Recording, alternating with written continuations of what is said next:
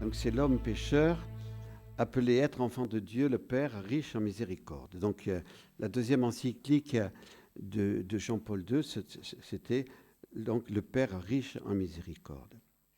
Cette deuxième encyclique a été donnée le 30 octobre 1980. Et Jean-Paul II, par cette encyclique, a voulu montrer aux hommes de notre temps que l'homme était bien la route de l'Église. Église qui a mission de lui faire découvrir que le Christ est la vérité sur l'homme et que Jésus veut le conduire vers son Père, le Dieu des miséricordes.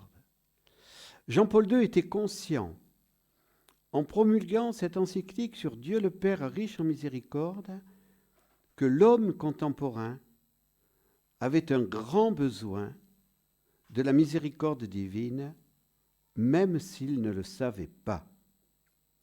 L'homme, disait-il, est en effet divisé en lui-même, menacé par la technique, les risques de guerre et d'atteinte à sa liberté, les pertes des valeurs morales. Il a soif de justice, mais celle-ci ne suffit pas. Pour mieux comprendre l'encyclique et en faciliter sa lecture, nous allons reprendre quelques thèmes importants abordés par Jean-Paul II, mais classés dans un ordre différent de l'encyclique. D'abord, qu'est-ce que la miséricorde ? Pourquoi je pose d'abord cette question ? Parce que, avec les jeunes, quand j'avais la joie de faire le pèlerinage des jeunes d'été, on avait fait un pèlerinage en Pologne, je l'ai fait pendant 20 ans. Ces pèlerinages avec les jeunes, ça m'a beaucoup apporté. Et on avait fait toute une journée sur la miséricorde à Cracovie. Et à la fin de la journée, une jeune fille est venue m'interroger et me poser la question, mais en fait, qu'est-ce que la miséricorde ? Alors j'ai dit, on a passé toute la journée sur la miséricorde, on est allé prier sur la tombe de Sainte Faustine, on a fait ceci, et elle me pose la question, qu'est-ce que la miséricorde ? Donc ça veut dire qu'il y a quelque chose qu'on n'a pas bien expliqué. Voilà. Donc commençons, qu'est-ce que la miséricorde ? Le mot miséricorde est unique en notre langue. Hein, je ne dirais pas pour les enfants, si on leur pose la question qu'est-ce que la miséricorde, il y avait un enfant qui avait dit la miséricorde, c'est la corde de la misère. Corde de la misère. Bon, c'est pas tout à fait l'étymologie, mais le mot miserere, ça veut dire avoir pitié. Cor cordis, c'est le cœur. Donc, c'est pour ça qu'il faut toujours commencer par expliquer l'étymologie des mots. Donc, miséricorde, c'est le cœur qui a pitié. Et ce cœur qui a pitié, c'est le cœur de Dieu. Voilà, c'est le cœur de Dieu qui a pitié. Mais nous ne savons qu'un mot, miséricorde. Alors qu'en hébreu, il existe plusieurs expressions. Et deux particulièrement. Ces deux expressions, et on retrouve cela dans toute l'encyclique, on peut dire, sont fondées sur l'expérience du peuple de Dieu. Yahvé a fait alliance avec son peuple et il est demeuré fidèle à son alliance malgré les nombreux péchés de ce peuple. C'est la miséricorde du père et de l'époux. Et puis, Yahvé aime son peuple comme une mère aime son enfant. Il ne peut pas l'oublier quand il est pécheur. C'est la miséricorde maternelle.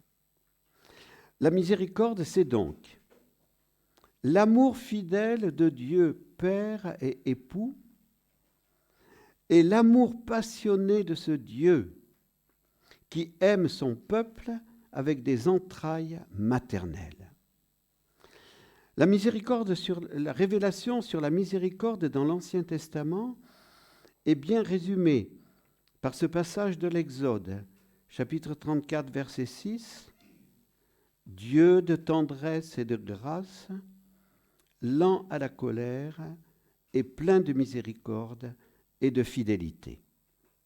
Dans les notes 47 à 49, Jean-Paul II donne une analyse très pertinente, très précise, très éclairante de tous ces aspects de la miséricorde divine tels qu'ils sont développés dans l'Ancien Testament. Le peuple pécheur en appellera souvent à la miséricorde de Dieu. Seigneur, fais-nous miséricorde, prends-nous pitié. Lorsque nous chantons Kyrie eleison, est-ce que nous savons ce que nous chantons? D'abord, certains diront, on a chanté en latin. Kyrie eleison, c'est du grec. Et Kyrie eleison, ça veut dire Seigneur, fais-nous miséricorde. Fais-nous miséricorde, nous sommes pécheurs. Voyez? Car le peuple pécheur a la conviction profonde que Yahvé pardonnera. L'Ancien Testament révèle ainsi un Dieu infiniment aimant, miséricordieux. La miséricorde est plus grande que la justice, mais elle ne s'oppose pas à elle. C'est ce que Jean-Paul II redira plusieurs fois dans l'encyclique. L'Ancien Testament prépare à la révélation plénière qui sera donnée en Jésus. Et Jean-Paul II écrit en conclusion du chapitre 4, « Au mystère de la création est lié le mystère de l'élection, qui a modelé d'une manière spéciale l'histoire du peuple dont Abraham est le père spirituel en vertu de sa foi. Toutefois, par l'intermédiaire de ce peuple qui chemine tout au long de l'histoire de l'Ancienne Alliance, ce mystère d'élection concerne tout homme, toute la grande famille humaine. D'un amour éternel je t'ai aimé, aussi t'ai-je maintenu ma faveur. » Jérémie 31, 3. « Mon amour ne s'écartera pas de toi, mon alliance de paix ne chancellera pas. » Isaïe 54, 10. Donc, d'abord, voilà, comment cette miséricorde est révélée dans l'Ancien Testament. Ensuite, comment cette miséricorde est révélée dans le Nouveau Testament. Et Jean-Paul II nous dit, Jésus révèle et manifeste la miséricorde du Père. Comment? Par sa vie et principalement son amour pour tout homme, Jésus manifeste la miséricorde. Il guérit. Il va à la rencontre des hommes pauvres, blessés et pécheurs. Il donne une double dimension à la miséricorde. La dimension divine, en révélant le Père miséricordieux, la dimension humaine, en étant modèle pour tout homme appelé à être miséricordieux. Et cela, dit Jean-Paul II, c'est l'essence de la morale évangélique. La miséricorde est l'essence de la morale évangélique.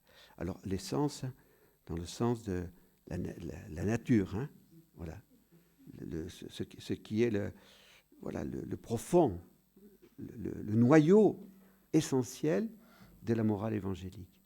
Jean-Paul II a rappelé bien sûr la 5e béatitude, « Bienheureux les miséricordieux, car ils obtiendront miséricorde » Matthieu 5, 7. On peut rapprocher de cette béatitude la demande du Notre Père, « Pardonne-nous nos offenses, comme nous pardonnons à ceux qui nous ont offensés » Matthieu 6, 12. La miséricorde donnée est une condition pour recevoir miséricorde de la part de Dieu. Deuxième point, sur la révélation et la manifestation par Jésus de la miséricorde du Père, par son enseignement et surtout la parabole de l'enfant prodigue, Luc 15, 11, 32, Jésus révèle ce qu'est cette essence, ce noyau de la miséricorde. Elle n'est pas une compassion pour la misère de l'autre. Elle n'est pas quelque chose d'humiliant, allant contre la dignité de la personne, mais elle est un amour qui revalorise et qui rend la dignité perdue par le péché. mais la miséricorde suppose toujours la conversion, la vérité sur soi, la véritable humilité. Le Père ne peut faire miséricorde à l'enfant prodigue que lorsque ce dernier a décidé de revenir et de dire « Père, j'ai péché contre toi ». C'est une analyse très profonde, très pertinente, très juste, très vraie de cette parabole de l'enfant prodigue. Car aujourd'hui, on a des interprétations qui nous font croire que la miséricorde peut aller contre la vérité. Non, la miséricorde ne peut pas aller contre la vérité. Mais la miséricorde, justement, dans cette perspective telle que l'explique Jean-Paul II, cette miséricorde, elle n'humilie pas. Parce qu'il peut y avoir une miséricorde qui humilie. Supposez que, vous soyez le père de l'enfant prodigue, et puis, sans arrêt, dis donc, tu sais ce que tu as fait. Tu sais ce que tu as été. Alors, reste tranquille. Ce n'est pas la miséricorde, cela. La miséricorde, telle que Jésus l'a donnée, vraiment, elle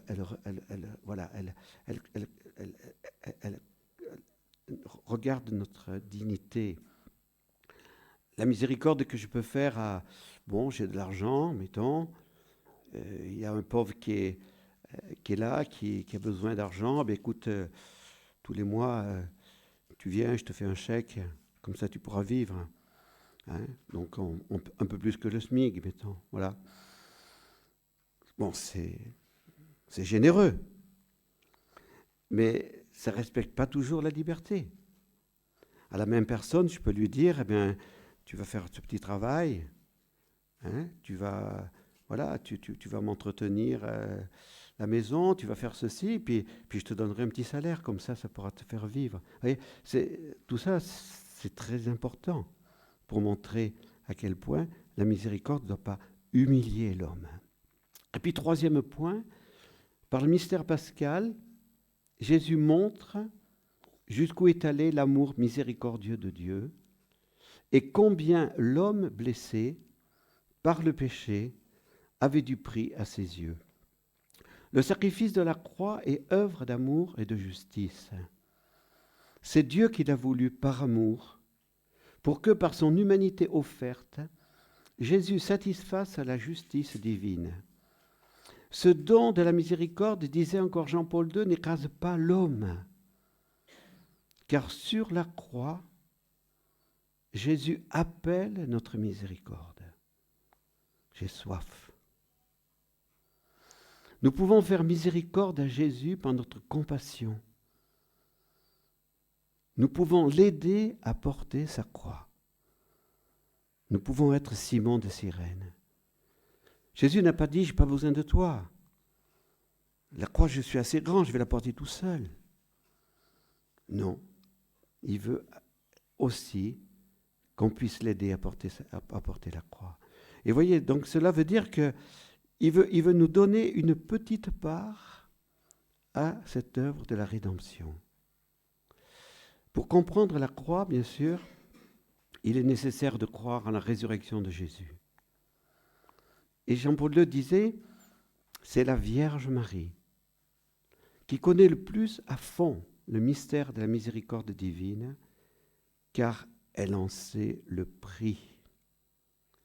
Et le prix de la miséricorde, c'est debout au pied de la croix, qu'elle l'a vu, qu'elle l'a compris, qu'elle l'a pesé. Donc la Vierge Marie peut être appelée la mère de la miséricorde. La miséricorde de Dieu dans l'Église. Donc c'est tout le chapitre 7. Alors je vous ai dit, je ne prends pas dans l'ordre, hein, mais ça vous retrouverez ensuite. Ça vous fera travailler comme ça, c'est mieux. L'Église professe la miséricorde par la Bible. L'histoire du salut, l'Église la professe et elle en vit par l'Eucharistie et la pénitence. La rencontre vraie avec Dieu et toujours rencontre de la miséricorde, car nous avons tous besoin de conversion. Nous sommes tous pécheurs. Romains 3, 23. Tous ont péché et sont privés de la gloire de Dieu. L'Église, dit encore Jean-Paul II, s'efforce de mettre en œuvre la miséricorde, en se souvenant de la 5e béatitude. Bienheureux les miséricordieux, car ils obtiendront miséricorde. Mais Jean-Paul II rappelait que le chrétien doit exercer la vraie miséricorde. S'il donne la miséricorde, qu'il n'oublie jamais qu'il reçoit de celui qui accepte la miséricorde. Car l'amour miséricordieux n'est jamais un acte unilatéral. Le chrétien a reçu de Dieu, mais aussi des autres hommes. Jésus lui dit, « Vous avez reçu gratuitement, donnez gratuitement. » L'Église veut aider les hommes à construire la civilisation de l'amour, et pour cela, dit Jean-Paul II, elle doit faire comprendre que la justice seule ne suffit pas, mais qu'il faut le pardon et l'amour. Le principe œil pour œil, dent pour dent, ne peut pas fonder la civilisation de l'amour, mais en aucun cas, la vraie miséricorde ne saurait être indulgente envers le mal, envers le scandale. Et dernier point, l'Église doit prier pour obtenir miséricorde à notre monde. L'amour de Dieu et l'amour des hommes de notre temps doivent pousser l'Église à crier vers Dieu. Car plus la conscience humaine, succombant à la sécularisation, oublie la miséricorde, plus l'Église a le droit et le devoir de faire appel au Dieu de la miséricorde avec de grands cris. Gravons dans nos cœurs ces paroles suppliantes du pape Jean-Paul II. C'est le chapitre 8 et le numéro 15.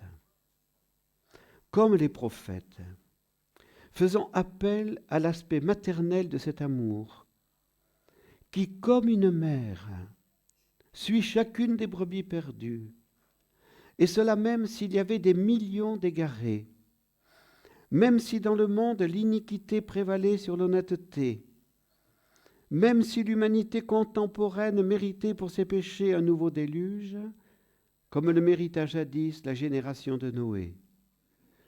Ayons recours à l'amour paternel que le Christ nous a révélé par sa mission messianique et qui a atteint son sommet dans sa croix, sa mort et sa résurrection. Ayons recours à Dieu par le Christ, nous souvenant des paroles du Magnificat de Marie, proclamant la miséricorde de génération en génération.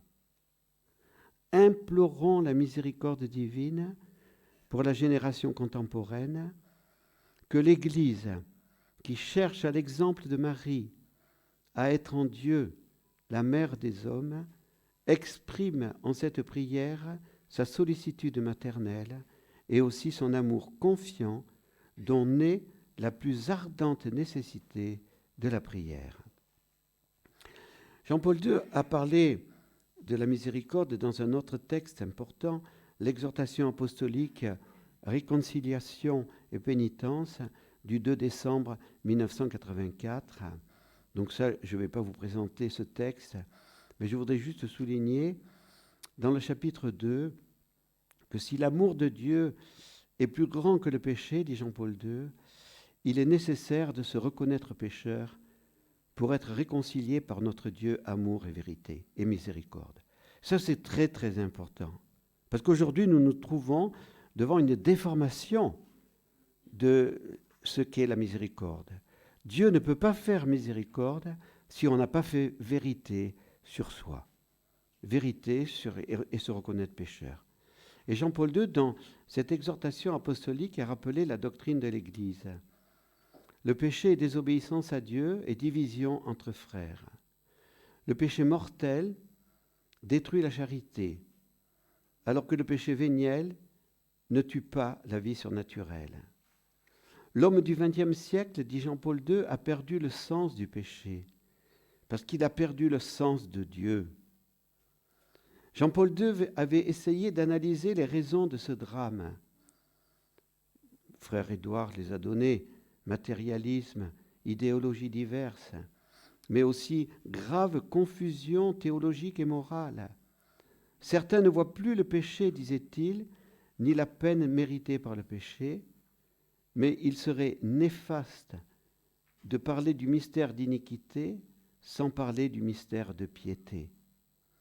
Le mystère de piété, c'est le mystère de la miséricorde, bien sûr.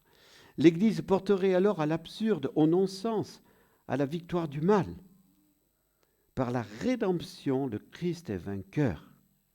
Mais l'homme doit correspondre à ce mystère de piété en l'acceptant et en vivant selon l'Évangile. Ainsi, c'est en se reconnaissant pécheur que l'homme peut être réconcilié et proclamer que le Seigneur est riche en miséricorde, que son amour est plus grand que le péché. Je conclus. Nous sommes habitués aujourd'hui à entendre le mot miséricorde. Mais ce mot n'était pas du tout à la mode dans les années 80. Nous pouvons le constater dans les traductions liturgiques des psaumes où le mot miséricorde n'est presque jamais utilisé.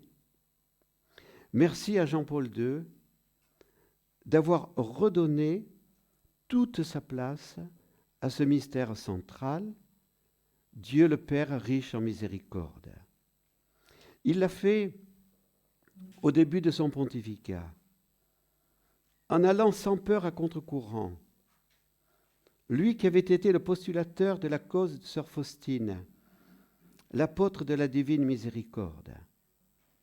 L'encyclique Dives in Misericordia est nourrie de la spiritualité de sœur Faustine que Jean-Paul II a canonisée en l'an 2000. Mais en l'année 1980, Jean-Paul II a dû user de beaucoup de prudence. Il n'a jamais cité sœur Faustine. Sa cause était bloquée. Elle était bloquée et elle n'aurait jamais été débloquée s'il n'y avait pas eu Jean-Paul II. Mais Jean-Paul II était persévérant. Peu à peu, il a réussi à débloquer sa cause et le premier pape polonais de l'histoire a instauré la fête de la Divine Miséricorde le dimanche octave de Pâques. Au cours du grand jubilé de l'an 2000, Jean-Paul II a consacré le 3e millénaire à la Divine Miséricorde. Oui, merci à ce grand pape d'avoir rappelé au monde que Dieu le Père est riche en miséricorde. Qui a révélé un tel mystère ? Jésus, son Fils, qui a révélé le vrai visage de Dieu.